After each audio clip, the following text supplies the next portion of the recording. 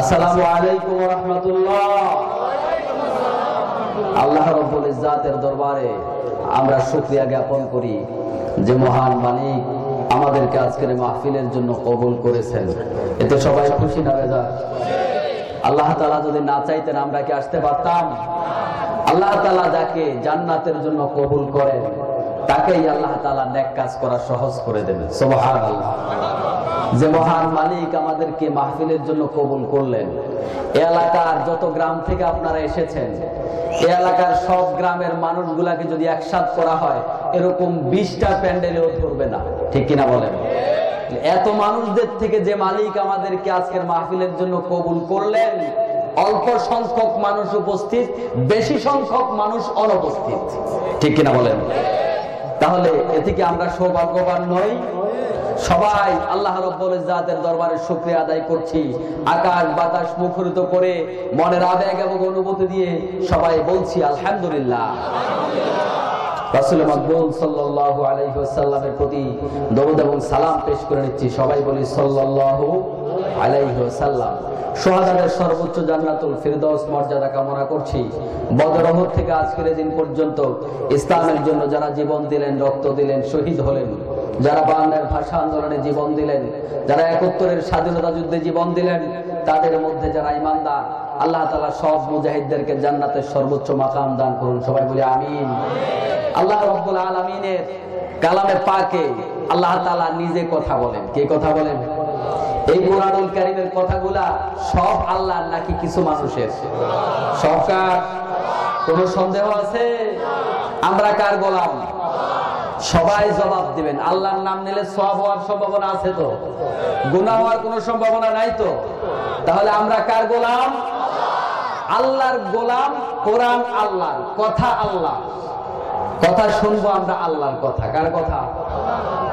আল্লাহর কোরআনুল কারীমে সব কথা আল্লাহ তাআলা বলেছেন। এর মধ্যে মানুষের কথা কোনো বানানো নাই, এটার ভিতরে সব কথা যেহেতু আল্লাহ, যেহেতু আল্লাহই কথা বলেছে, আর আমরা আল্লাহর গোলাম, আল্লাহর কথাগুলা শুনতে আমাদের কাছে ভালো লাগার কথা নাকি খারাপ লাগার কথা? ভালো লাগার কথা, ঠিক কি না? এটা স্বাভাবিক যুক্তি। আমরা আল্লাহর গোলাম, আল্লাহর কালাম থেকে কথা শুনবো, আল্লাহর কথা, আর শুনলে আমাদের ভালোই লাগবে যেহেতু আল্লাহর কথা, ঠিক কিনা বলেন? যদি কারোর ভালো না লাগে তাহলে কি বুঝতে হবে? তার ইমানের সমস্যা আছে, তার ভিতরে ভাইরাস আছে, তার ভিতরে ক্যান্সার আছে, ঠিক কিনা বলেন? যদি কারোর মনে কষ্ট দেয় আল্লাহর কথা শুনে, তাহলে বুঝতে হবে তার ইমানের সমস্যা, ঠিক কিনা বলেন? আমার বন্ধুগণ, আল্লাহ রাব্বুল আলামিন বলেন, وَنُنَزِّلُ مِنَ الْقُرْآنِ مَا هُوَ شِفَاءٌ وَرَحْمَةٌ لِّلْمُؤْمِنِينَ وَلَا يَزِيدُ الظَّالِمِينَ إِلَّا خَسَارًا। আল্লাহ রাব্বুল আলামিন বলেন, আমি আমার কোরআনুল কারীমকে তোমাদের কাছে কি হিসাবে দিলাম শোনো। কোরআনুল কারীম গতানুগতিক কোন বই নয়, বরং কোরআনুল কারীম তোমাদের কাছে আমি দিলাম, এটা দুনিয়ার মানুষের যত রকমের রোগ আছে সব রোগ নিরসন করতে পারে। শরীরের রোগ নিরসন করতে পারে, সমাজের রোগ দূর করতে পারে, রাষ্ট্রের রোগ দূর করতে পারে, মানসিক রোগ দূর করতে পারে, অসুস্থতা দূর করতে পারে, ভেদাভেদ দূর করতে পারে, অশান্তি দূর করতে পারে, মানব সমাজে প্রতিষ্ঠিত যত রকমের কুসংস্কার আছে সব কিছুই কোরআনুল কারীম দূর করতে পারে, ঠিক কিনা বলেন? আল্লাহ বলেন এটা হলো শিফা। আবার বললেন তিনি রহমত। কোরআন শুধু শিফা নয়, বরং কোরআনুল কারীম আমাদের জন্য রহমত। তাহলে দুইটা জিনিস কোরআনের জন্য আল্লাহ ব্যবহার করলেন। এক নাম্বার হলো ঔষধ, 2 নাম্বার হলো রহমত। এখন ঔষধ তিক্ত নয়, ঔষধ ফেলে দেওয়ার মতো জিনিস নয়, আর রহমত ফেলে দেওয়ার মতো জিনিস নয়, বরং দুটাই উপকারী, ঠিক কিনা বলেন? দুইটাই উপকারী জিনিস। ঔষধ যেমন মানুষকে ভালো করে, ঔষধ যেমন মানুষকে সুস্থ করে তোলে, ঔষধ যেমন অসুস্থতা থেকে মানুষকে শান্তিময় জীবন উপহার দিতে পারে, তেমনি পাশাপাশি আল্লাহর রহমত মানুষের অশান্তি দূর করে শান্তি দিতে। তাহলে আল্লাহ তাআলা কোরআন দিলেন 2 যোগ্যতা দিয়ে। রহমত দিয়ে আর ঔষধ দিয়ে। এই দুই যোগ্যতার কোরআনুল কারীম পেলে তো কেউ অশান্ত হওয়ার কথা নয়, ঠিক কিনা বলেন?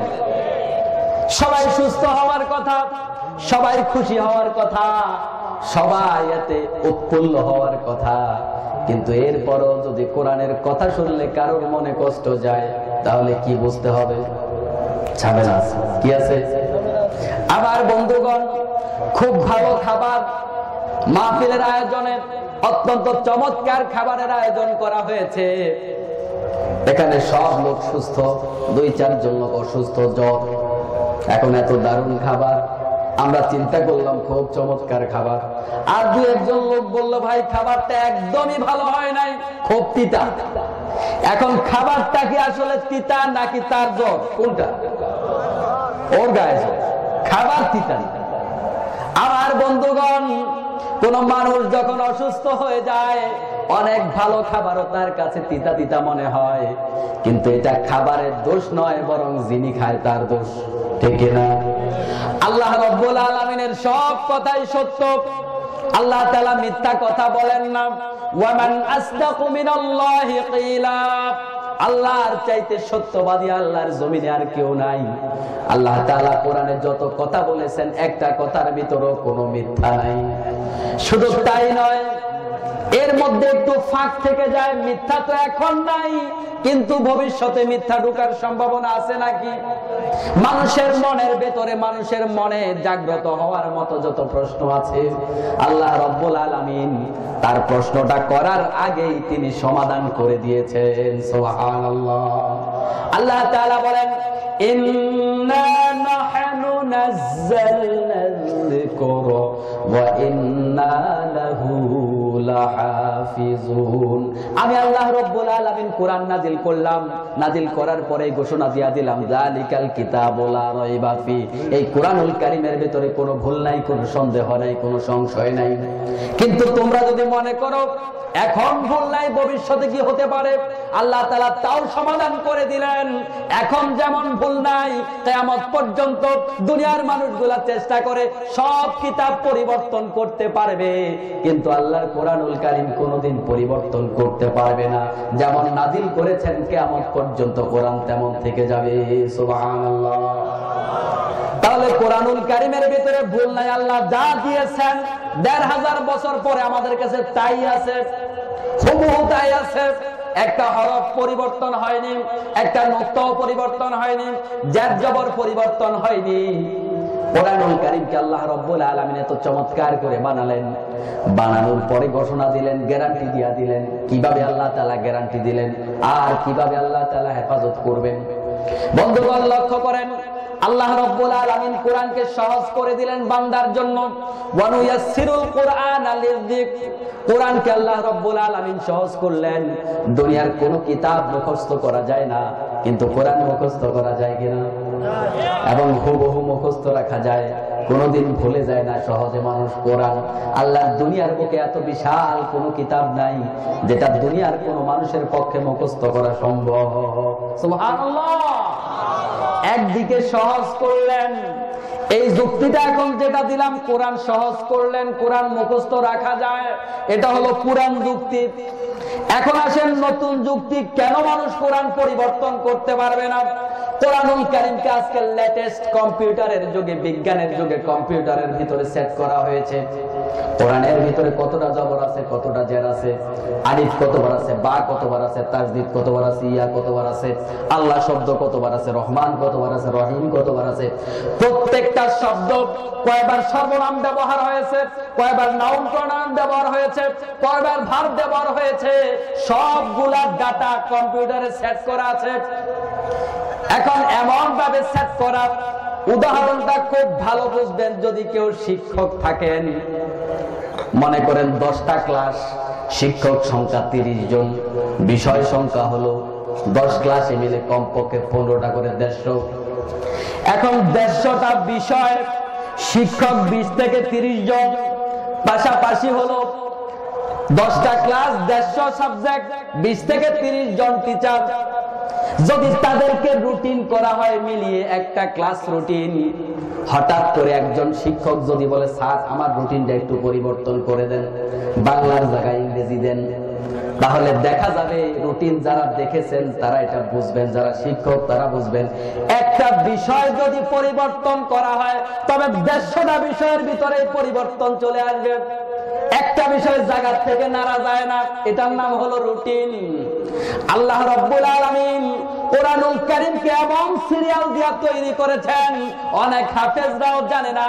কোন মানুষ যদি চায় এটার আর রহমানের জায়গায় রহিম যোগ করে দেবে। এখন দেখা যায় কোরআনুল কারীমের ভিতরে সংখ্যার একটা বিজ্ঞান আছে, প্রত্যেকটা সংখ্যা দিয়ে সূরা 114টা। দেখা গেল অনেকগুলা সংখ্যা আছে, চিহ্ন আছে, এই চিহ্নগুলা দিয়ে যদি 114কে ভাগ দেন 19 হবে এবং নিঃশেষে বিভাজ্য হবে। আল্লাহ রাব্বুল আলামিন এই যে গাণিতিক অঙ্কটা বিজ্ঞানের কোরআনের ভিতরে ঢুকায়া দিলেন, এখন যদি আপনি একটা জবর পরিবর্তন করেন এটা এখন আর নিঃশেষে বিভাজ্য হবে না, যার পরিবর্তন করেন নিঃশেষে বিভাজ্য হবে না।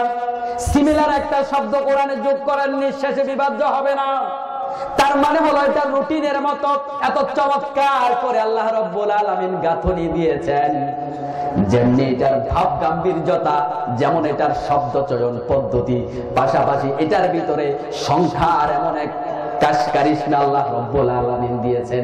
দুনিয়ার কোন মানুষ এই যে সেটিং থেকে সামান্য একটা ইট খুলে ফেলতে পারবে না কোনদিন। সুবহানাল্লাহ।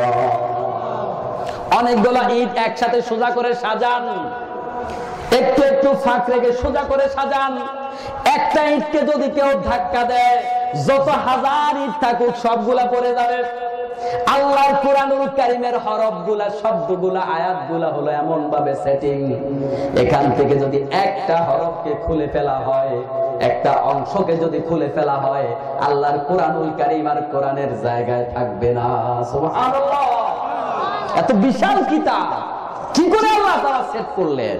এজন্য কম্পিউটার বলেছে যে এরকম যদি একটা বিজ্ঞানময় কিতাব, দর্শনময় কিতাব, রাজনীতির কিতাব, অর্থনীতির কিতাব, সমাজের কিতাব নাই বলতে এমন কিচ্ছু নাই। এমন কিতাব যদি মানুষ বানাতে চায় তবে 23 সংখ্যার পরে খুব সম্ভব 26টা শূন্য লাগবে, এত বছর সময় লাগবে। সংখ্যাটা খুব মনে হয় এরকম, 23 সংখ্যার পরে 26টা শূন্য, এত বছর সময় লাগবে। আর কতজনে মিলে চেষ্টা করতে হবে? দুনিয়ায় যত মানুষ আছে ততজনে মিলে। তার মানে হলো অসম্ভব। আল্লাহু আকবার।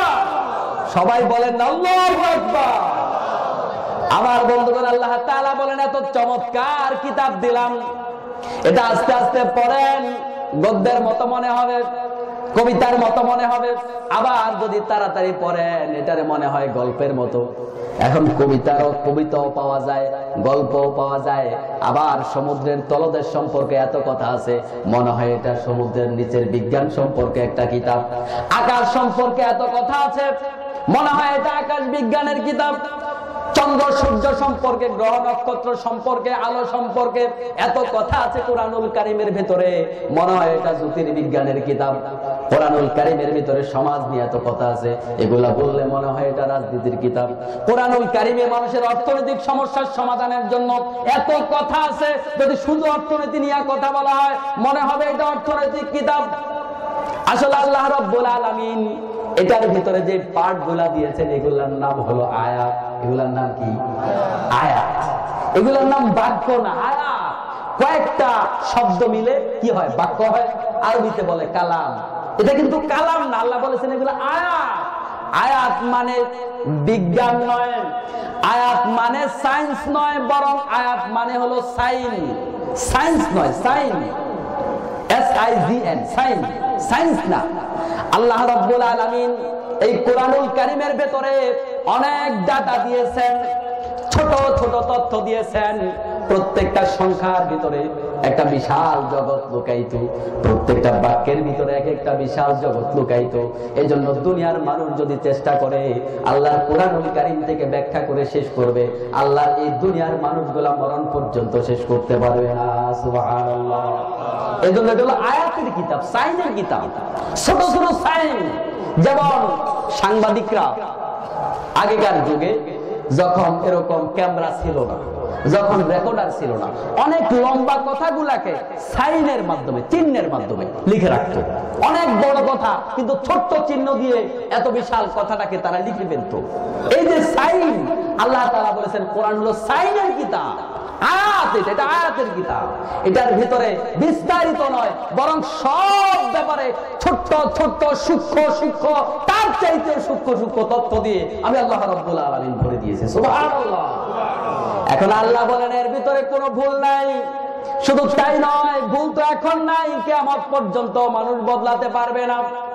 এরপরেও দুনিয়ার সব মানুষের কোরআনুল কারীম ভাল লাগবে না, কারণ সব মানুষ সুস্থ নয়, বরং কিছু মানুষের জ্বর আছে। কি আছে? কথা কি বুঝতে পেরেছেন? আমার বন্ধুগণ, কোরআনুল কারীমের তাফসীরুল কোরআন মাহফিল লেখা আছে না পেছনে? তাফসীরুল কোরআন, তাফসীর মানে হলো খুলে খুলে বলা, তাফসীর মানে হলো সবকিছু ফাঁক করে দেয়া, ফাসরুন মানে হলো খুলে দেয়া। আমি উদাহরণ হিসাবে বলতে চাই, দুনিয়ার বুকে যত অপরাধী আছেন, যদি তাকে সেই নামে ডাকা হয় যে তুই বেটা চোর, চোর কি খুশি হবে? খুশি হবে? যদি একজন ডাকাত, চিহ্নিত ডাকাত, প্রমাণ আছে, মামলাও আছে, তাকে যদি আপনি বলেন ডাকাত, সে কি আপনাকে চা খাওয়াবে? কোন মানুষ যদি হয়, মেম্বার হওয়ার পরে যদি কোনো মানুষ দুর্নীতিবাজ হয়, আপনি জানেন তার বিরুদ্ধে দুর্নীতি দমনে মামলা আছে, আপনি যদি তাকে বলেন দুর্নীতিবাজ, সে কি খুশি হবে? তাহলে দুনিয়ার মানুষের স্বভাব হলো মানুষ অপরাধ করতে জানে, কিন্তু তাকে কেউ সেই অপরাধের নাম ধরে ডাকুক পছন্দ করে না। ঠিক কিনা বলেন? বেনামাজি, এই কথা সত্য, কিন্তু তাকে যদি বেনামাজি বলা হয় প্রেস্টিজে আঘাত লাগে। রোজা রাখে না, কথা সত্য, কিন্তু বেরোজগারি বললে কষ্ট লাগে। হজ যাকাত করে না, এই কথা সত্য, কিন্তু এটা যদি তাকে বলা হয় তার মনে কষ্ট যায়।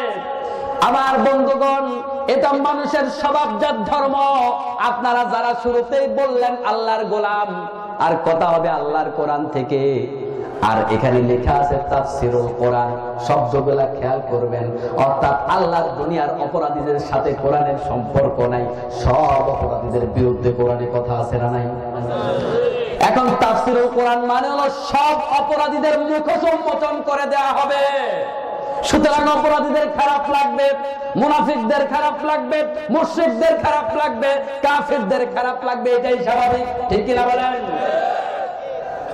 যদি আপনার বিরুদ্ধে যাওয়ার পরে আপনার বাবা মা, আপনার দল, আপনার পীর, আপনার আত্মীয় স্বজন 14 গোষ্ঠীর বিরুদ্ধে যাওয়ার পরেও আপনার কোরআন শুনে মজা লাগে, তখন বুঝতে হবে আপনি প্রকৃত ঈমানদার। আর যদি না আপনার কষ্ট লাগে, পেছন থেকে আস্তে করে উঠে চলে যান, তাহলে বুঝতে হবে আপনার ঈমানের ভিতরে মুনাফিকের ভাইরাস আছে। ঠিক কিনা? কথা যৌক্তিক না অযৌক্তিক? আমরা অল্প সময় আল্লাহর কোরআনুল কারীমের সূরা বাকারা থেকে কিছু কথা বলবো আপনাদের খেদমতে ইনশাআল্লাহ। কোরআনুল কারীমের 2 নাম্বার সূরার নাম সূরা বাকারা। কত নাম্বার সূরা? কত নাম্বার সূরা বলেন? 2 নাম্বার। সবচাইতে বড় সূরা এই সূরার নাম সূরা বাকারা। আল্লাহ রাব্বুল আলামিন সূরা বাকারা দিয়ে কোরআন শুরু করলেন। বলতে পারেন সূরা ফাতিহা দিয়ে শুরু। এটার নামই তো ফাতিহা, মানে প্রারম্ভিকা। মূল কথা সূরা ফাতিহা দিয়ে শুরু না, মূল কথা সূরা বাকারা দিয়ে শুরু। এটা হলো ভূমিকা। এই ভূমিকার ভেতরে আল্লাহ তাআলা গোটা কোরআনের সার সংক্ষেপ ঢুকিয়ে দিয়েছেন। সুবহানাল্লাহ। এটা হলো ভূমিকা। আর যদি আমরা বলি কোরআনুল কারীম বাকারা দিয়ে শুরু, তাহলে বাকারার মানে হলো মানুষ নয়, বরং পশু। মানুষ নয়, কি? গরু, গাভী, এটা তো মানুষ না, পশু। আল্লাহ রাব্বুল আলামিন জানোয়ার দিয়ে শুরু করলেন, পশু দিয়ে শুরু করলেন। আর সর্বশেষ যে সূরা দিলেন সেটা হলো সূরা নাস। নাস হতো মানুষ, নাস হতো কি? অর্থাৎ আপনি জানোয়ারের প্রকৃতি নিয়ে শুরু করবেন কোরআনুল কারীম অধ্যয়ন করা, আর এই কোরআনুল কারীম অধ্যয়ন করবেন, নিজের জীবনে কাজে লাগাবেন, এরপরেই আপনি মানুষ হবেন। ঠিক কিনা বলেন? এই যে বললাম সাইনের কিতাব, এই কথাটা কোরআনে লেখা নাই, তবে এটা ইঙ্গিত দেয়া আছে। গরু দিয়ে শুরু, মানুষ দিয়ে শেষ। তার মানে হলো আপনি জানোয়ার হিসাবে দুনিয়ার বুকে বসবাস করতেছেন। আল্লাহর কোরআন যদি মানেন তবেই আপনি মানুষ। যারা আল্লাহর কোরআন মানে না তারা মানুষ না। ঠিক কিনা বলেন? এটা আমার কথা নয়, এটা আল্লাহর কথা।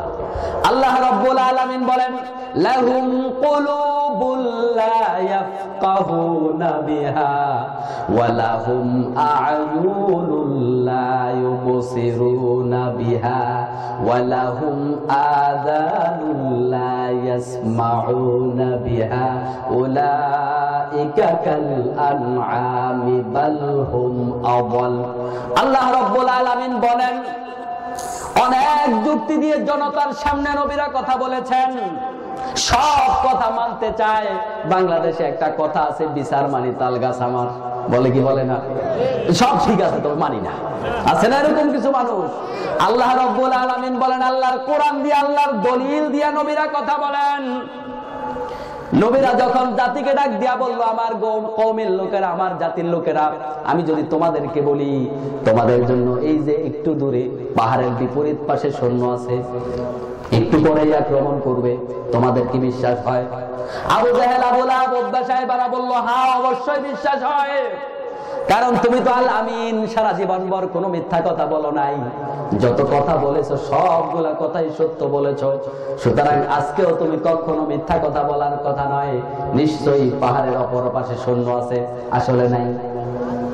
আল্লাহ রাসূল টেস্ট করলেন, যদি আমি বলি বিশ্বাস করবা তো? জাতি বলল, হ্যাঁ বিশ্বাস করব। সাথে সাথে যখন কালিমার দাওয়াত দিলেন, তখন আবু লাহাব বলল, তাব্বাল্লাকা ইয়া মুহাম্মদ, বিচার মানি তাল গাছ আমার।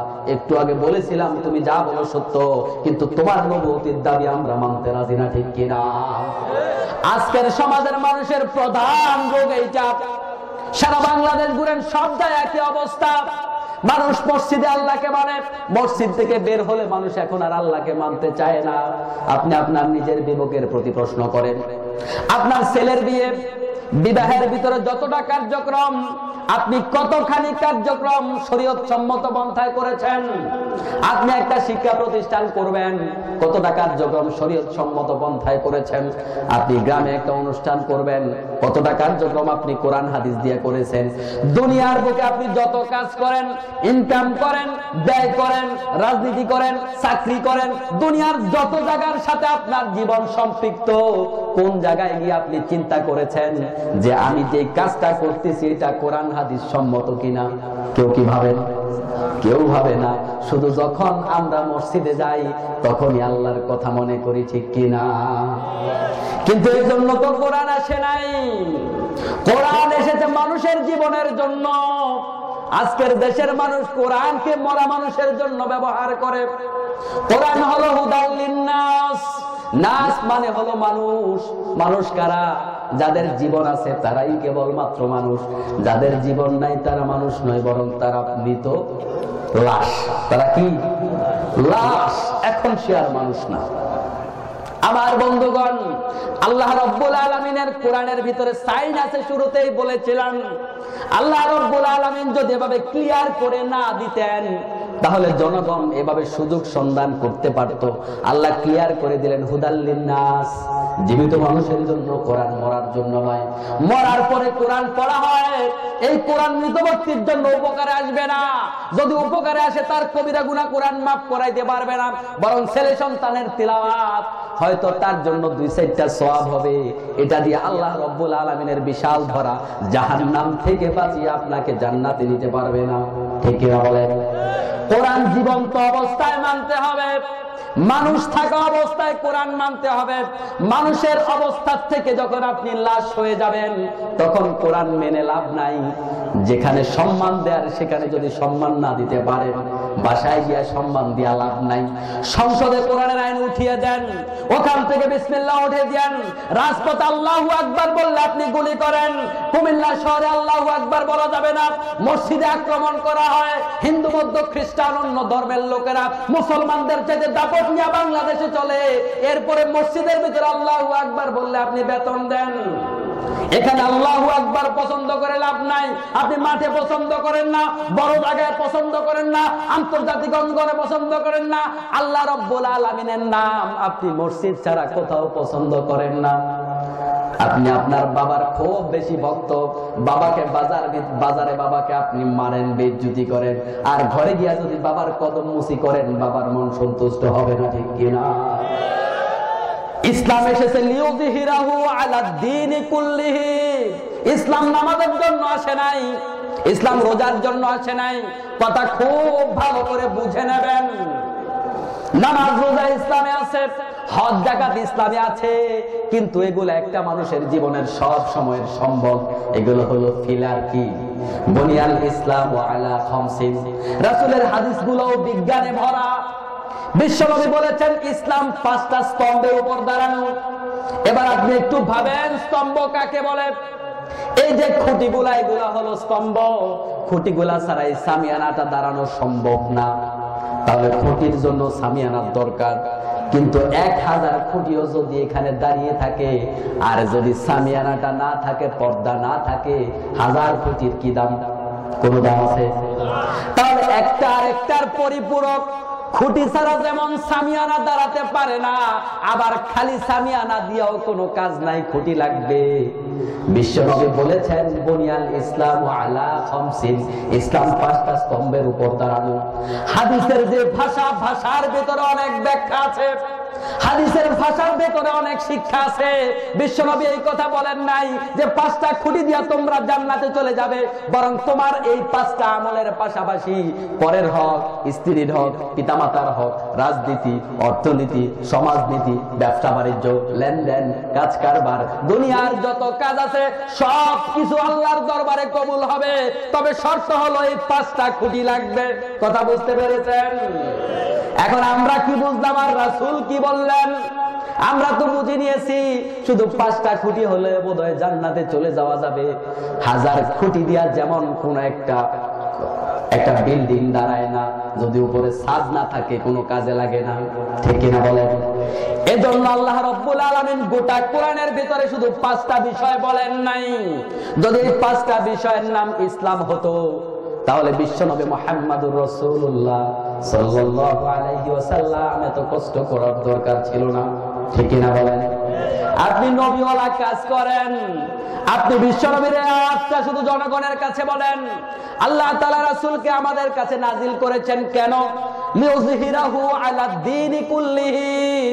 আল্লাহ রাসূলকে আল্লাহ তাআলা বলেন, হে রাসূল, আমি আপনাকে শুধুমাত্র জনগণকে এরকম মুখস্থ মুত্তাকি বানানোর জন্য পাঠাই নাই।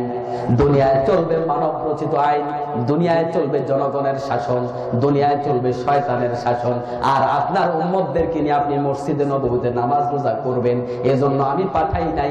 এটা ইসলামের মর্যাদা বৃদ্ধি করে না, বরং ইসলাম হলো সবার উপরে থাকার জিনিস।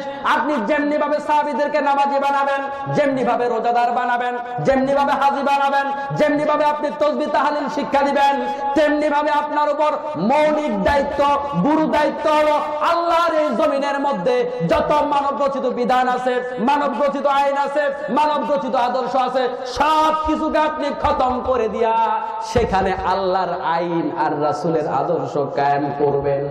এই কথা কে বলেছেন? এখন আমাদের ইসলাম আর কোরআনের ইসলামের সাথে কি মিল আছে? বলে মিল তো নাই। কারণ আমরা যেটাকে ইসলাম মনে করি, কোরআন তো সেই কথা বলে না। এজন্য কোরআন দিয়া কথা শুনতে হবে আর কোরআন অনুপাতেই মানতে হবে। আজকের সমাজের মানুষেরা ইসলাম তো মানার ক্ষেত্রে অনেকটা উদাসীন, তবে যারা মানে তারাও কিন্তু কোরআন দিয়া মানে না, অন্যান্য কিতাব দিয়া ইসলাম মানে। ঠিক কিনা বলেন? পরে তো নাই, যারা একটু পরে তারাও অন্য কিতাব পড়ে। কেন আপনি অন্য কিতাব পড়বেন? আপনি তো পড়বেন কোরআন 1 নম্বরে। কোরআন পড়ার পরে যখন আপনার হাতে সময় থাকবে তখন আপনি হাদিস পড়বেন। হাদিস পড়ার পরে যখন আপনি সময় থাকবে তখন আপনি অন্যান্য ইসলামী বই পড়েন, অন্য দুনিয়ার বই পড়েন। আল্লাহ রাব্বুল আলামিন যেই সিরিয়ালটা দিলেন, ইকরা বিসমি রাব্বিকাল্লাযী খলাক, কার নামে পড়তে হবে? এখন আল্লাহর নামের পড়া তো আল্লাহর কোরআনেই আছে। ঠিক কিনা বলেন? বিশ্বনবী মুহাম্মদুর রাসূলুল্লাহ সাল্লাল্লাহু আলাইহি ওয়াসাল্লাম 17 থেকে 40 বছর পর্যন্ত, কত বছর হয়? 23 বছর। কত বছর? আর 40 থেকে মৃত্যু পর্যন্ত 63 বছর। সেখানেও কয় বছর? 23 বছর। তাহলে নবুয়তির আগে 23 বছর আর পরে 23 বছর। 17 থেকে 40 পর্যন্ত আইয়ামে জাহিলিয়াতের চেহারা পরিবর্তন করে সেখানে মানুষগুলার মুখে হাসি ফোটাবার জন্য চেষ্টা করেছিলেন 23টা বছর। যিনি চেষ্টা করলেন তার নাম কি? মুহাম্মাদুর। যেই জায়গা চেষ্টা করলেন সেটা কোথায়? মক্কা মুকাররমা। তাহলে একটা জিনিস লক্ষ্য করবেন, যিনি চেষ্টা করলেন তিনি মুহাম্মাদুর রাসূলুল্লাহ। যেখানে চেষ্টা করলেন মক্কা মুকাররমা, আর যত বছর চেষ্টা করলেন তার পরিমাণ হলো 23। এবার আসেন তার পরের স্টেপ। তবে প্রথম স্টেপে তার কাছে কোনো কিতাব ছিল না, মানুষের মুখে হাসি ফোটাবার চেষ্টা করেছিলেন নিজের মন মতো, নিজের যোগ্যতা মতো। 23টা বছর পার হয়ে গেল, জাতির লোকদের একটা লোক তার কথা শুনে নাই, একটা অভদ্র ভালো হয় নাই, একটা অসভ্য সভ্য হয় নাই, একটা লোক জুলুম বন্ধ করে নাই, একটা লোক নির্যাতন বন্ধ করে নাই, একটা লোক অপরাধ প্রবণতা থেকে ফিরে আসে নাই।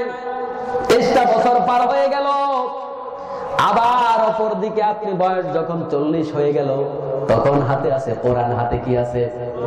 আবার আগের কথায় ফিরে যান, যিনি চেষ্টা করলেন নাম কি? মুহাম্মাদুর রাসূলুল্লাহ সাল্লাল্লাহু আলাইহি ওয়াসাল্লাম। যেখানে চেষ্টা করলেন স্থান কোথায়? মক্কা মুকাররমা। সময় কত? 23 বছর। তাহলে আগের সাথে পরের হুবহু মিল আছে, শুধুমাত্র একটা বেমিল। আগে চেষ্টা করেছেন নিজের মন মতো, আর দ্বিতীয়বার চেষ্টা করেছেন আল্লাহর কোরআন মতো। একটা ব্যবধান। 23 বছর পার হয়ে গেল, দুনিয়ার মানুষের 1% পরিবর্তন হলো না। আবার যখন 23টা বছর চেষ্টা করলেন, একই মানুষ চেষ্টা করলেন, একই জায়গায় চেষ্টা করলেন, কিন্তু দুনিয়ার মানুষগুলার এত বিশাল বৈপ্লবিক পরিবর্তন হলো, এত সুন্দর মানুষ হলো, এত সুন্দর সমাজ হলো, এত সুন্দর দেশ হলো। কিয়ামত পর্যন্ত দুনিয়ার মানুষেরা যদি চেষ্টা করতে থাকে একটা সুন্দর দুনিয়া বানাবো, একটা সুন্দর সমাজ, একটা সুন্দর দেশ বানাবো, কিয়ামত পর্যন্ত মানুষের পক্ষে এমন একটা সমাজ বানানো সম্ভব? ঠিক কিনা বলেন? ব্যবধান কি? আগেও 23 বছর, পরেও 23 বছর, আগেও রাসূল, পরেও রাসূল, আগেও মক্কা, পরেও মক্কা। ব্যবধান হলো আগে কোরআন নাই, পরে কোরআন আছে। একই মানুষ চেষ্টা করবেন, আপনি যত হিকমতওয়ালা হন, আপনার জামা যত সুন্দর হোক, নবুয়তির আগেও রাসূলের পাঞ্জাবি দাড়ি ছিল। কেউ মনে করবেন না যে পাঞ্জাবি দাড়ি টুপি নবুয়তির পরের, এটা আরবদের জাতীয় লেবাস। আবু জাহেলও পাঞ্জাবি পরতো, আবু লাহাবও পাঞ্জাবি পরতো, এরাও কিন্তু দাড়ি টুপি রাখতো। এর অর্থ যে এরা মুসলমান, বিষয়টা কিন্তু এমন নয় আমার বন্ধুগণ। তাহলে আগের 23 বছর সব ছিল, লেবাসও ছিল, দাড়ি টুপিও ছিল, চেষ্টাও ছিল, আন্তরিকতাও ছিল। আজকের বাংলাদেশে যারা ইসলাম মানেন না তাদের কথা ভিন্ন। যারা ইসলামের খেদমত করেন তাদের কাছে অনুরোধ করব, যদি সমাজের পরিবর্তন করতে হয়, যদি আখিরাতে সফলতা পেতে হয়, যদি জান্নাত পেতে হয়, আপনি আপনার মন মতো এই সেই কিতাব দিয়া যদি পড়াশোনা করেন, এই সেই কিতাব দিয়া যদি আপনি ইসলাম প্রচার করেন, আল্লাহর কসম আপনার কিতাব আপনাকে জান্নাতে দিতে পারবে না। ঠিক কিনা? কি লাগবে? কোরআন লাগবে। কি লাগবে? আল কোরআনের আলো। পিছনের লোকেরা একটু বলেন না, আল কোরআনের আলো। সামনে কোন নেতা দেখতেছি না, এরপরও যদি বলে যা আমার নেতার চরিত্র, দেখবেন পিছনে কত জোরে স্লোগান দেয়। নির্বাচনী স্লোগান এত মুখস্থ হয়েছে, ইসলামী স্লোগান গুলা মুখস্থ হয় নাই। এগুলো মুখস্থ থাকার দরকার। এই স্লোগান মুখস্থ না থাকার কারণে আজকের বাংলাদেশের মুসলমানদের এই অবস্থা। মাহফিল গুলাতে গেলে কিছু বামপন্থী নেতাদেরকে আমরা দেখি সারা দেশে। আমি এলাকার সন্তান, আপনাদের সন্তান, সারা দেশে কথা বলার সুযোগ হয়, যেটা দেখি ওরা সব ঠিক আছে, সব মানতে রাজি, সমস্যা একটাই, হুজুর স্লোগান যেন না দেয়। এটা আবু জাহেলের স্বভাব। আবু জাহেল সব পছন্দ করত, শুধু নারায়ে তাকবীর আল্লাহু আকবার বললে আবু জাহেল আর সহ্য করতে পারতো না, ভিতরে কম্পন হয়ে যেত। আজকের বাংলাদেশে যারা কোরআনের দাবিদার, যারা মুসলমানের দাবিদার, শুধু আল্লাহু আকবার স্লোগান পছন্দ করো না, তোমরা মুসলমান নয়, তোমরা আবু জাহেলের বংশধর। ঠিক কি না?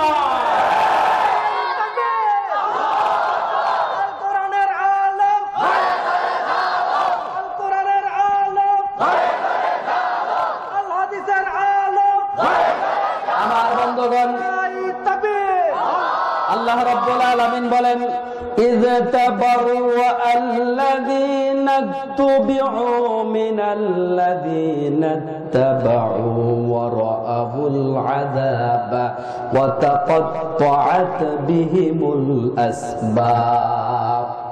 আল্লাহ তাআলা বলেন, কিয়ামতের ময়দানে যারা সমাজের নেতা ছিল, নেতাদের কথা কোরআনে আছে না নাই?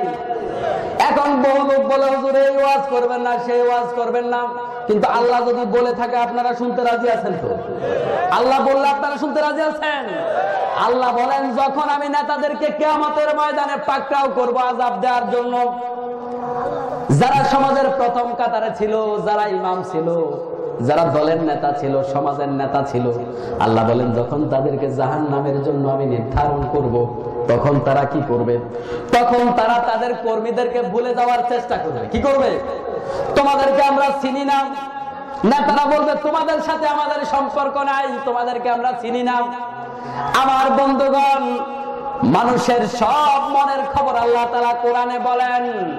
আপনি ভেবেছেন দুনিয়ায় বামপন্থী রাজনীতি করেন, দুনিয়ায় যেরকম অপরাধ করলেও নেতা আপনারে পার করে দেয়। গাঁজা নিয়ে গ্রেফতার হন, নেতা হেলো দিয়া পার করে দেয়। গাড়ির লাইসেন্স নাই, নেতা হেলো দিয়া পার করে দেয়। অপরাধ করেন, ধর্ষণ করেন, জুলুম করেন, ধর্ষণের সেঞ্চুরি করার পরেও নেতা হেলো দিয়া মাফ করে দেয়। আপনি মনে করেছেন যদি ইসলামের অনুসারী আপনি হয়ে থাকেন, কোরআনের অনুসারী হয়ে থাকেন, আখিরাতে বিশ্বাসী হয়ে থাকেন, তাহলে একটু এই আয়াতের দিকে তাকান। সূরা বাকারার 166 নম্বর আয়াত। আল্লাহ বলেন যখন নেতাদেরকে জাহান্নামে দেওয়ার জন্য আমি উদ্যত হব, যখন তাদেরকে শাস্তি দেওয়ার জন্য নির্ধারিত করে ফেলব, তখন তারা বলবে আমরা তোমাদেরকে চিনি না। এবার নিজের বিবেককে প্রশ্ন করেন, আপনার নেতাকে কার সাথে আপনি উঠেন কিয়ামতের ময়দানে? আল্লাহ রাব্বুল আলামিন আপনাকে আমাকে একা একা তুলবেন না, বরং নেতাদের সাথে তুলবেন। কার সাথে? ইয়াউমা নাদউ কুল্লা উনাসিম বিইমামিহিম। কিয়ামতের ময়দানে আমি আল্লাহ রাব্বুল আলামিন তোমাদেরকে ডাকবো তোমাদের নেতাদের সাথে। এখানে আল্লাহ নেতার কথা বললেন, এখানে নেতাদের কথা বললেন। নেতারা বলবে তোমাদেরকে আমরা চিনি না। এখন নেতারা যখন অস্বীকার করবে, তখন কর্মীরা কি করবে? তখন কর্মীরা বলবে ওয়াকালাল্লাযীনা কাফারু রাব্বানা আরিনাল্লাযাইনি আযাল্লানা মিনাল জিন্নি ওয়াল ইনস নাজআলহুমা তাহতা আকদামিনা লিয়াকুনা মিনাল আসফালিন। আল্লাহু আকবার। আল্লাহ বলেন নেতাদেরকে শত উঠাবো, যদি নেতাদেরকে আমি না উঠাই, নেতারা যদি কর্মীদের অস্বীকার করে, কর্মীরা তখন বলবে আল্লাহ আমাদের নেতারা কোথায়? রব্বানা আরিনা, আল্লাহ আমাদেরকে দেখায়া দাও, আমাদেরকে দেখায়া দাও নেতারা কোথায়। তারা আমাদেরকে মাহফিল বন্ধ করার জন্য লাঠি হিসাবে ব্যবহার করেছে, আলেম ওলামাদের বিরুদ্ধে কথা বলিয়েছে, আমাদেরকে ইসলাম বন্ধ করার জন্য কাজে লাগিয়েছিল। আল্লাহ আমাদের নেতাদেরকে একটু দেখায়া দাও। রব্বানা আরিনাল্লাযাইনি আযাল্লানা, আমরা সঠিক পথে চলার মতো মানুষ ছিলাম, আমাদের একটা কারণেই পথভ্রষ্ট হয়েছিলাম, শুধুমাত্র নেতাদের পেছনে হেঁটেছি। আলেমরা কত কথা বলেছে, নেতাদের কথা শুনে শুনে আলেমদের বিরুদ্ধে কথা বলেছি। সেদিন এক জায়গায় দাঁড়ালাম, মাহফিল শেষ করলাম, শেষ করার পরে এক নেতা বলে এখন আর জিহাদ দরকার নাই। সে বলতেছে ওয়াজ করে আল্লাহর গজব নাযিল হবে, ওয়ামান আযলামু মিম্মান ইফতারা আলাল্লাহিল কাযিবা ওয়া হুয়া ইউদআ ইলাল ইসলাম। তার চাইতে বড় জালেম আর কেউ নাই যে না জানে কোরআন সম্পর্কে কথা বলে। ঠিক কি না বলেন? না জানলে মিয়া কথা বলবো না, ভোটের জন্য ফলিতা করো, মাথায় টুপি দিয়ে ওয়াজ করো, মাহফিলে আল্লাহর কোরআনের বিরুদ্ধে কথা বলতেছো। ঠিক কি না বলেন? সে বলে জিহাদ করার দরকার নাই, বাংলাদেশে জিহাদ নাই। বরং আমি সাধারণ কোরআনের একজন ছাত্র হিসাবে যদি চিন্তা করে সিদ্ধান্ত দেই, বাংলার মুসলমানের জন্য সবচাইতে বড় ফরজ হলো জিহাদ করা। সমাজে নামাজ নাই, রোজা নাই, হালাল হারাম নাই, পর্দা নাই, যত কিছু নাই। আপনার এরকম ওয়াজ দিয়া কিচ্ছু হবে না, বরং ওয়াজের সাথে সাথে জাতীয়ভাবে একটা অ্যাকশন দরকার, একটা আন্দোলন দরকার। ঠিক কিনা বলেন? জিহাদের মুহূর্তে 100% ফরজ। ওই শয়তানেরা চিন্তা করেছে আলেমরা যদি জিহাদের ডাক দেয়, আলেমরা যদি জনগণকে মাঠে নিয়ে আমাদের বিরুদ্ধে স্লোগান দেয়, তখন তো আমরা আর টিকতে পারবো না। এজন্য ওরা ফতোয়া দেয় জিহাদের দরকার নাই। মানুষ না জালেম? বলেন সবাই। আল্লাহ বলেছেন জালেম, আমি বলি নাই। কেউ মনে কষ্ট নেবেন না। ওই যে শুরুতে বললাম যদি কারোর মনে কষ্ট যায় তাহলে বুঝতে হবে আপনার জোর। এটা কোরআনের দোষ না আপনার দোষ। ঠিক কিনা বলেন? আল্লাহ বলেন কর্মীরা বলবে আমাদের সামনে নিয়ে আসো। শুধু তাই নয়, নেতারা কর্মীদেরকে অস্বীকার করার সাথে সাথে সেখানে আর বাপ সাপ দেখাইতে পারবে না। বিহিমুল আসবাব, আল্লাহ রাব্বুল আলামিন বলেন তাদের যত সম্পর্ক আছে, যত লিংক আছে, হ্যালো সব ছুটে যাবে। এখন তো হ্যালো বললে সব সমাধান। ওসি কথা শুনে, ডিসি কথা শুনে যা ইচ্ছা তা করতে পারে। আল্লাহ তাআলা বলেন সেখানে হ্যালোর অবস্থা বন্ধ, সেখানে আর মোবাইল পাওয়া যাবে না। আর কি হবে? ওয়াকালাল্লাযীনা ইত্তাবাউ লাউ আন্না লানা কাররাতান ফানাতাবাররা মিনহুম কামা তাবাররাউ মিন্না। কর্মীরা বলবে আল্লাহ আমাদেরকে আবার একটু দুনিয়ায় পাঠাও, আমরা একটু দুনিয়ায় যেতে চাই, আবার আগের মতো পরিবেশ দাও, তাদেরকে নেতা বানাও, আমাদেরকে কর্মী বানাও। কর্মী বানানোর পরে আমরা তখন আর তাদের পেছনে থাকবো না, তাদের পেছনে আমরা স্লোগান দিব না, আমাদেরকে একটু দুনিয়ায় পাঠাইয়া দেখো। কাকে বলবে? আল্লাহকে বলবে। ফাজলামি নেওয়ার সুযোগ পাও না, সব জায়গায় সুযোগ নাই। কর্মীরা বলবে আল্লাহ একটু দুনিয়ায় পাঠাও, আমরা তখন তাদেরকে ভুলে যাব, তারা আমাদেরকে বললো আমরা সব জায়গায় তোমাদের সাথে আছি। আজকের বাংলাদেশের দেওয়ানবাগি বলে আমি খোদা, বলে কি বলে না? বলে খোদা দাবি করেছে কিনা? বাংলাদেশে বহু পীর বলে যে খোদার ধন নবী পাইলো, নবীর ধন পীর পাইলো, এখন খোদার কাছেও নাই, নবীর কাছেও নাই। আছে না নয়? এরা কৌশলে নিজেকে খোদা দাবি করেছে, আর আপনার মতো লোকেরা, আমার মতো লোকেরা তাদের কদমে সিজদায় পড়েছে। ঠিক না বলেন? আল্লাহ বলেন এরকম বানোয়াট খোদা যারা আছে, খোদারা সেদিন বলবে তোমাদেরকে আমরা চিনি না। কর্মীরা বলবে আল্লাহ আমাদেরকে আবার পাঠাও, আমরা তাদেরকেও চিনব না, আমরা তাদের সাথে সম্পর্ক রাখবো না। আবার কি দুনিয়া আসার সুযোগ আছে নাকি? আসতে পারবে? আবার দুনিয়া আসার সুযোগ নাই। কাযালিকা ইউরিহিমুল্লাহু আ'মালাহুম হাসারাতিন আলাইহিম। আল্লাহ রাব্বুল আলামিন দুনিয়ায় পাঠাবেন না, বরং তার সবগুলো আমল তার সামনে তুলে ধরবেন। কোথায় কি করেছো? তুমি ছিলা পুরুষ, বোরখা পরে আলেমদের বিরুদ্ধে সাক্ষ্য দিয়েছ, আল্লাহ বলেন সব অপকর্ম তুলে ধরবো। কার বিরুদ্ধে সাক্ষ্য দিয়েছ? কাকে মানবতা বিরোধী বলেছ? মানবতার কল্যাণে যারা জীবন দিয়েছে তাদেরকে মানবতা বিরোধী বলেছ। অথচ তুমি ধর্ষণের আসামি, অথচ তুমি ফাঁসির আসামি, অথচ তুমি টিয়ার খেয়েছ, অথচ কাবিকা খেয়েছ, অথচ হলমার্ক খেয়েছ, অথচ বাংলাদেশ ব্যাংকের রিজার্ভ চুরি করেছ। মানবতার অপরাধ, মানবতা বিরোধী অপরাধের চরম শিখরে তুমি অবস্থান করেছিলা, আর আলেমদেরকে বলেছ মানবতা বিরোধী। আল্লাহ বলেন সব আমি তুলে ধরবো, গোপন থাকবে না। কোন ব্যাংকে চুরি করে লুটিয়েছিলা, জমিয়েছিলা কোন ব্যাংকে, সব তুলে ধরবো। তখন শুধুমাত্র আফসোস করতে থাকবে। কি করতে থাকবে? আফসোস করতে থাকবে। আর কি হবে? ওয়ামা হুম বিখারিজিনা মিনান নার। আল্লাহ বলেন আফসোস করতে পারবা, কিন্তু জাহান্নাম থেকে আর বের হওয়ার মতো কোনো সুযোগ দেওয়া হবে না। আমার বন্ধুগণ, নিজের আদর্শ ত্যাগ করা অনেক বড় কঠিন কাজ, অভ্যাস ত্যাগ করা অনেক বড় কঠিন কাজ। যে যত কঠিন কাজ করতে পারে আল্লাহ রাব্বুল আলামিন তাকে জান্নাতে পুরস্কারটাও তত বড় দেবেন। আল্লাহ তাআলা কোন মানুষকে 2-4টা ফরজ ওয়াজিব দিয়া জান্নাতে দিবেন না, বরং আল্লাহ রাব্বুল আলামিন জান্নাত দিবেন বান্দার ত্যাগের বিনিময়ে, বান্দার স্যাক্রিফাইসের বিনিময়ে। আহাসিবান নাসু আইয়ুতরাকু আইয়াকুলু আমান্না ওয়া হুম লা ইফতানুন।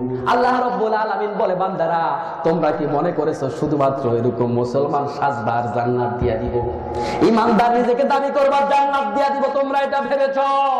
বরং আমি অতীত যুগে কোন একজন নবী, কোন একজন আল্লাহওয়ালা, কোন একজন সাহাবী, কোন একজন মুসলমান কেউ বিপদ মুসিবত ছাড়া, কষ্ট দেয়া ছাড়া জান্নাতের জন্য বাছাই করি নাই। তোমরা কি করে ভাবলা তোমরা জান্নাতে চলে যাবা? ঠিক কিনা? বাংলাদেশের মুসলমানদের বর্তমান অবস্থার আপনি দেখেন, কেউ কষ্ট করতে রাজি না, সব পীর চুপ, সব ইসলামী দল চুপ। অমুক দলরে মানলে আমার অসুবিধা কি? তোমরা ভেবেছো বেঁচে যাইবা, তোমরা ভেবেছো নবীওয়ালা কাজ করো, তোমাদের উপর বিপদ আসবে না। এখন কর্তা ব্যক্তিরা বলে কোন মসজিদে কয়জন যাও বালিশ নিয়া, থানায় জমা দাও, মায়ের আছে না নাই? যদি একসাথ হয়ে মুসলমানরা এখন ঐক্যবদ্ধ কোরআনের জন্য না হয়, বাংলার জমিনে যত ইসলামী দল আছে কারোর মাপ নাই। ঠিক না বলেন? কাউকে সাথ দিবে না বাতিলেরা। আলেম ওলামাদের কাছে বলছি, আপনারা ভাববেন না যে আপনি বেঁচে যাবেন। পীর সাহেবদেরকে বলছি, আপনি ভাববেন না আপনি বেঁচে যাবেন। একজন একজন ধরা শুরু হয়েছে। ঠিক কিনা বলেন? ওই যে ৩-৪ জন চোর মিলে আখ চুরি করতে গেছে, মালিক হলো মুসলমান, হিন্দু একজন, বৌদ্ধ একজন, মুসলমান একজন, খ্রিস্টান একজন। এখন মালিক চিন্তা করলো এতজনের সাথে তো একজনে পারবো না, একটা কৌশল করি। কৌশল হলো, আমরা হিন্দু, মুসলমান, খ্রিস্টান, এই ৩-৪টা জাতি বাংলাদেশে আমরা আছি। তুই বৌদ্ধ মানে চুরি করতে আসলি কেন? তারা আখ খাইতেই পারে, এটা ব্যাপার না। তুই চুরি করতে আসলি কেন? সব মিলে তাকে ঠিকঠাক মতো খেদায় দিলেন, শাসন করলেন। শাসন করার পরে বলতেছে, আমরা হিন্দু মুসলমান ভাই ভাই, তুমি খ্রিস্টান নিয়ে চুরি করতে আসলা কেন? তারা দুইজন আখ খাইতেই পারে আমার ক্ষেত থেকে, এটা কোনো ব্যাপার না। এখন তারে যখন জন্মের মতো শাস্তি দিলেন, এই সাজার পরে এখন বলতেছে, আমরা মুসলমান মুসলমান ভাই ভাই, তুমি হিন্দু মিয়া চুরি করলা কেন? তোমার তো চুরি করার অধিকার ছিল না, ও খাইতেই পারে মুসলমান ভাই। তাকে শাসন করার পর বলতেছে, মিয়া মুসলমান দাবি করো, কোরআন হাদিসের কোথায় পাইছো চুরি করা যায় আছে? আমার বন্ধুগণ, বাংলাদেশের পীর সাহেবরা ভেবেছে অমক আলেমরা তো মানবতা বিরোধী, ওদের বিচার হয়, আমরা তো বেঁচে গেলাম। অমক দল রাজনীতি করে, আমরা তো বেঁচে গেলাম। আলেমরা এই কথাগুলা মনে রাখবেন, একজন আলেমকেও ছাড় দিবেন না। ইল্লা তানফিরু ইউআযিবুকুম আযাবান আলীমা। বাংলার জমিনে জালিমদেরকে খতম করার জন্য, ইসলামের বিধান কায়েম করার জন্য, কোরআনের বিধান কায়েম করার জন্য যদি বাংলার মুসলমানরা সকল মতামত ভুলে, বাংলার আলেমেরা, বাংলার সাধারণ জনতা যদি এক কাতারে আসতে না পারো, আল্লাহ রাব্বুল আলামিন বলেন, ওয়ায়ুআযিবুকুম আযাবান আলীমা, আমি তোমাদেরকে যন্ত্রণাদায়ক শাস্তি দিব। আর কি করব শোনো, ওয়ায়াস্তাবদিল কওমান গায়রাকুম, শুধুমাত্র সাজা দিব এমন না, বরং তোমাদের উপরে আমি জালেম শাসক চাপায়া দেব। তাহলে জালেম শাসক কে চাপায়া দেন? আল্লাহ। কে চাপায়া দেন? তা আপনি কি মনে করেছেন বুশকে অন্যতম ক্ষমতায় বসাইছে? বুশকে কে ক্ষমতায় বসাইছে? আল্লাহ বলেন, যদি আমার জমিনে আমার দিন কায়েমের জন্য আলেমরা ঐক্যবদ্ধভাবে না নামতে পারো, ওয়ায়াস্তাবদিল কওমান গায়রাকুম, আমি সেখানে জালেম শাসক চাপায়া দেব।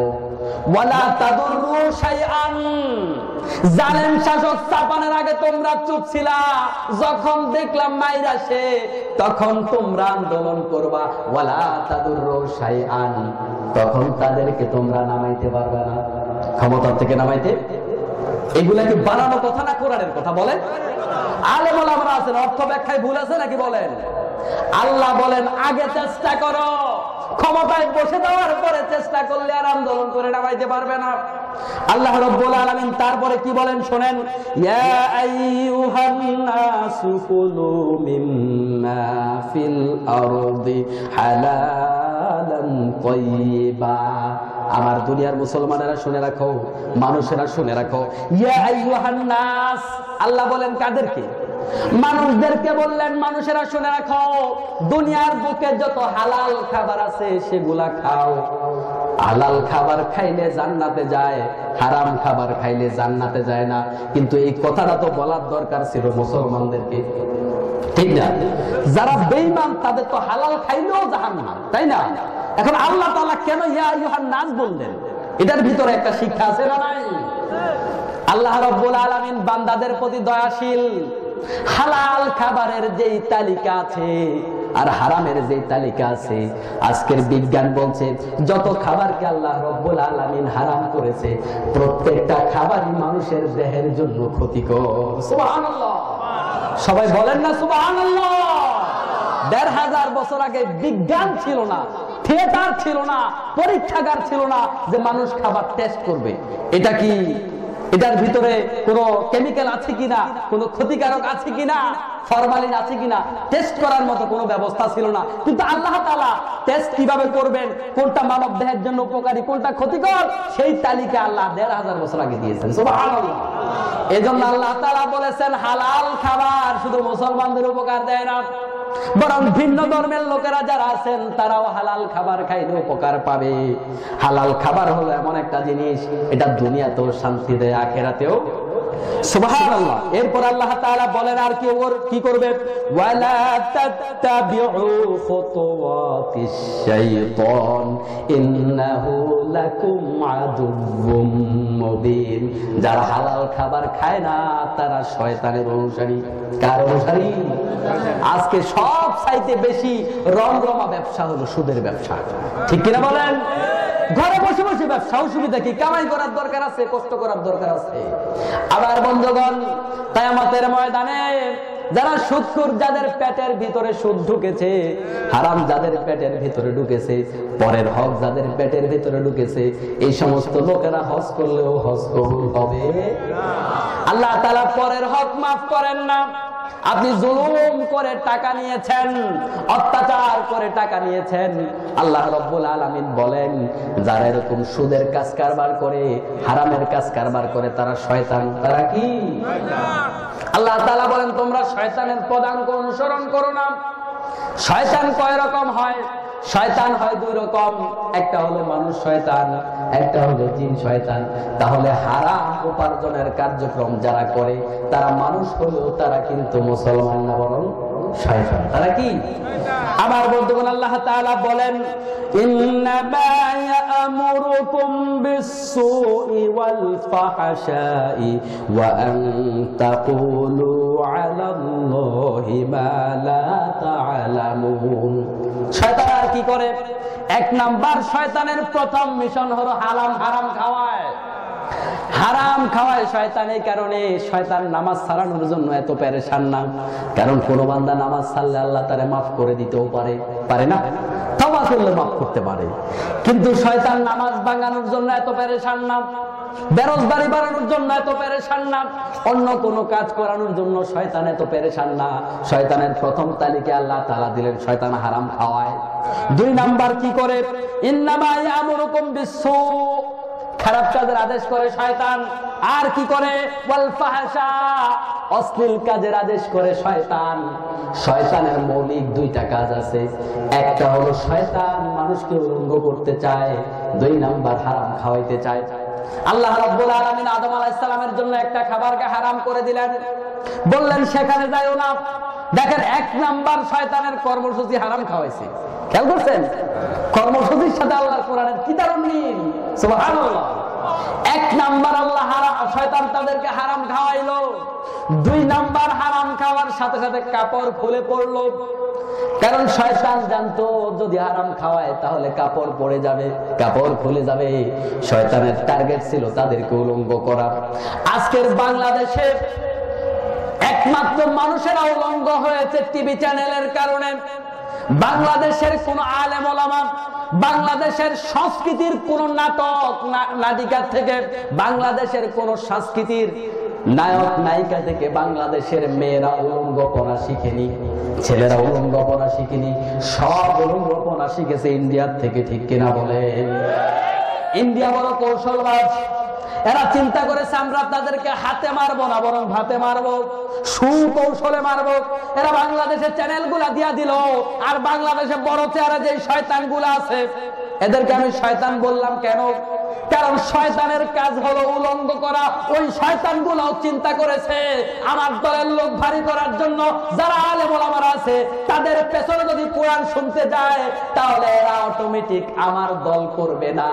কোরআন ওয়ালারা বামপন্থী দল করতে পারে না, ঠিক কিনা বলেন? এরা চিন্তা করেছে উলঙ্গ করা লাগবে, গাঁজা খাওয়ানো লাগবে, এজন্য গাঁজা ফ্রি, মদ ফ্রি। ওরা আমাদের থেকে ভালো ভালো জিনিস আমদানি করে আর আমাদেরকে দেয় মদ, গাঁজা, ফেন্সিডিল আর উলঙ্গপনা। বাংলাদেশের যারা শয়তানরা আছে তারাও সিদ্ধান্ত নিয়েছে যদি বাংলাদেশের মানুষদেরকে উলঙ্গ বানানো যায় তবে এরা আমার দলের লোক, ঠিক কিনা বলেন?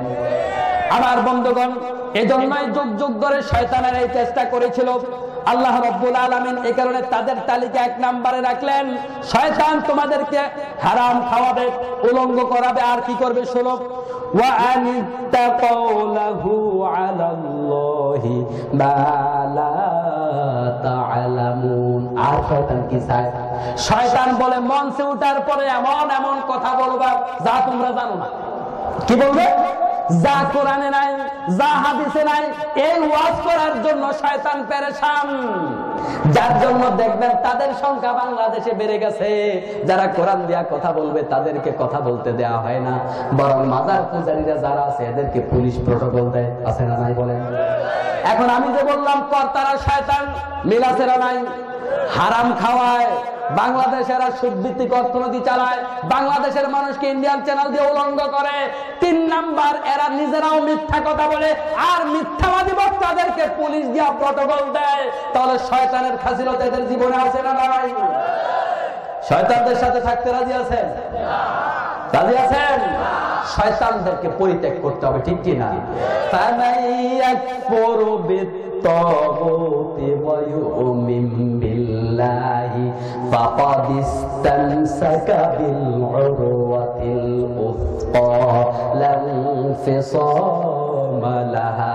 আল্লাহ রাব্বুল আলামিন বলেন, বান্দারা আমাকেও মানবে, শয়তানকেও মানবে, এমন নীতি দিয়া তোমরা জান্নাতে যেতে পারবে না। জান্নাতে যাওয়ার জন্য একটা রশি দরকার, ঘাট পার হওয়ার জন্য একটা ভায়া দরকার, একটা ওসিলা দরকার, একটা পাথেও দরকার, একটা নৌকা দরকার। এখন নৌকার ওজন যদি তোমার ওজনের চাইতে কম হয়, এই নৌকা তোমাকে জাহান্নাম পাড়ি দিয়া জান্নাতে নিতে পারবে না। তাহলে নৌকা 2 রকম, একটা হলো কাগজের নৌকা, একটা হলো অরিজিনাল নৌকা। কাগজের নৌকার নাম হলো নৌকা, কিন্তু কাগজের নৌকা মানুষকে পার করতে পারে, অরিজিনাল নৌকা ধরতে হবে। আল্লাহ বলেন, দুনিয়ার মানুষেরা 2টা পথ অবলম্বন করেছে। অনেকে এমন নৌকার পাশ ধরেছে যে নৌকা নিজেই ডুবে যাবে, আর অনেকে এমন নৌকা ধরেছে যে নৌকা তাদেরকে জান্নাতে নিয়ে যাবে। আল্লাহ বলেন, ফামাইয়াকুর বিত্তাগুতি, 1 নাম্বার, যে সমস্ত মুসলমানরা তাগুতকে অস্বীকার করে। তাগুত কারা? সোজা ব্যাখ্যা, সময় কম।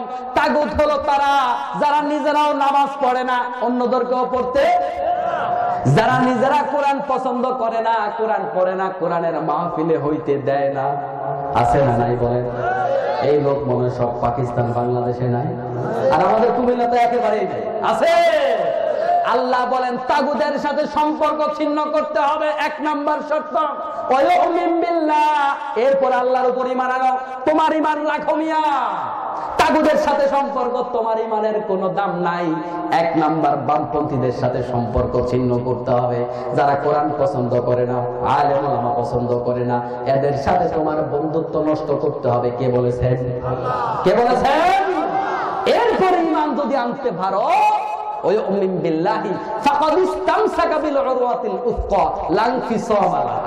নৌকা ডুববে না। এই নৌকা কি হবে না? ডুববে না। এই নৌকা তোমাকে জান্নাতে নিয়ে যাবে। গ্যারান্টি কে দিয়েছেন? শর্ত কয়টা? আগে বাতিল পরিত্যাগ করতে হবে, আদর্শকে পরিষ্কার করেন। যতদিন দুনিয়ায় বেঁচে থাকবেন আলেমদের পেছনে বেঁচে থাকবেন। রাজি আছেন? যদি দল করার আগে আলেমদের দল করবেন। রাজি আছেন? যদি কষ্ট করার আগে, অর্থ দেওয়ার আগে, জীবন দেওয়ার আগে, জীবন তো একটাই, দুনিয়ার সব মানুষ মিলে আমার জীবন কেড়ে নিতে পারবে না। আমার জীবন যদি দেওয়ার আগে আলেমদের পেছনে, কোরআনের পেছনে, রাসূলের উত্তর শরীদের পেছনে দেব, কে কে দিতে রাজি আছেন? 2 হাত তুলে আল্লাহকে দেখান।